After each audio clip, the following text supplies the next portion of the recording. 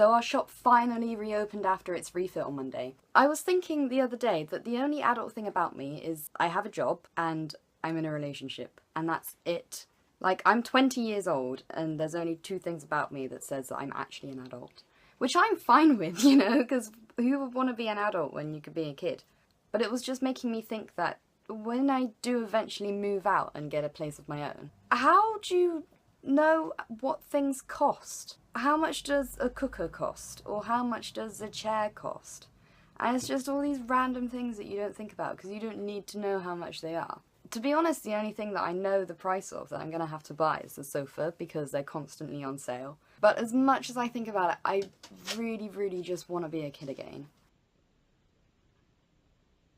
Don't get me wrong, there are things that I do regret as a kid. One of them being stabbing my hand with a scalpel thing when we were cutting pieces of lino in art. And before we started, the teacher was like, "Now children, don't cut your hand."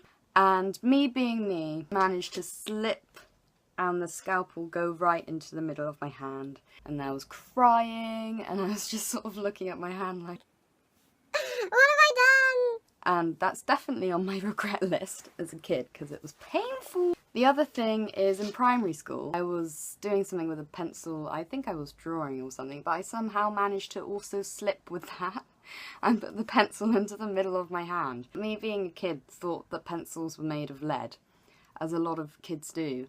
And I was like, "Miss, I've got lead poisoning." And she was like, "I'm sure it will be fine." And I was like, "I'm gonna die." And the last thing on the regret list is the fact that I actually snorted sherbet for a bet. It was okay. I snorted it, but then about 5 minutes later, my eyes started watering and it was coming out of my eyes.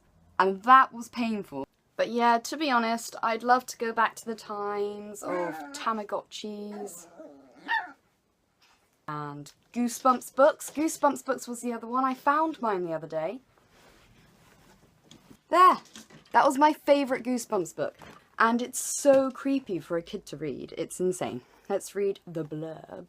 Amanda and Josh aren't too sure about the old house they've just moved into. It's spooky and probably haunted, and their new neighbourhood, Dark Falls, is pretty creepy too. Their parents don't understand them. You'll get used to it, they say. Go out, make some new friends. But the kids Amanda and Josh meet are twice as weird as the house. Not exactly what their parents had in mind. They're friendly, all right. Maybe a little too friendly. In fact, they want to be friends forever. From what I can remember, it's like everyone in the neighbourhood is dead and they want to like kill Amanda and Josh or something to keep them in the neighbourhood forever so that they can be friends forever. And I read it when I was like 10. The book that I'm actually reading at the moment is Charlie Chaplin's autobiography. Hey Foxy. Okay. My other hobbies at the moment include playing Don't Starve on the PC. Bit like Minecraft, I guess, but it's third person. And this art style is Tim Burton. But at one point you can do like survival mode and then you can find a door and go into adventure mode where you actually complete the game. And at one of the stages in adventure mode, it rains frogs. Like it's crazy weather or something. And frogs just start falling from the sky. And it was making me think, what if that happened in real life? Imagine walking outside, you're just like, oh, it's raining. Put an umbrella up, and then suddenly a frog just impales your umbrella from the sky. So yes, Don't Starve has been taking up a lot of my time, which makes me feel really guilty for not, you know, doing housework or thinking I should be ironing right now. No, I'd rather play Don't Starve on the PC like a good child.